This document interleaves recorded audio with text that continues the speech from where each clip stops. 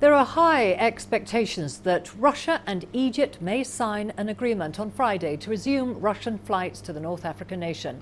Egypt's aviation minister is expected in Russia to sign various protocol agreements. Travel from Russia to Egypt was suspended after militants detonated a bomb on a Russian Metrojet flight over the Sinai in 2015. The explosion killed all 224 people on board. The resumption of Russian flights will be a massive boost to tourism in Egypt. Well, our correspondent Julia Libova is in Moscow and joins us with the latest. Julia, what is the latest so far? Is the Egyptian minister in Moscow?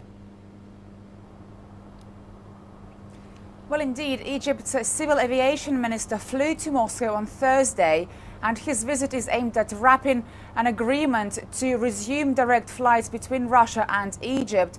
And as you mentioned, of all flights between Russia and Egypt were suspended in 2015 when a Russian passenger plane was downed over the Sinai Peninsula and all 224 people on board were killed. And for months now, Russia and Egypt have been locked in talks to resume flights, and now it seems that the decision is closer than ever before.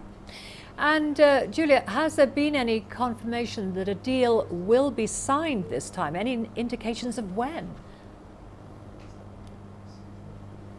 Well, this is not clear yet. Earlier this week, when Vladimir Putin, the Russian president, was in Egypt, he said that Russia was ready to resume flights to Egypt, and when that happens, it will be only between the two capitals, according to the Russian transport minister. But still, before that happens, the two nations need to sign a safety protocol, and it's not clear if this will happen during this visit. However, once this protocol is signed, then flights could resume about 6 weeks after.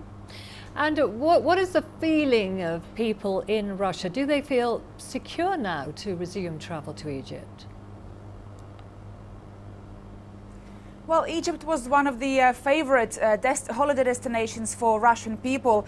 And of course, many people here would be glad if they could return to Egypt again. But of course, obviously, many people are still concerned about safety, and they are waiting for reassurances of security from both governments.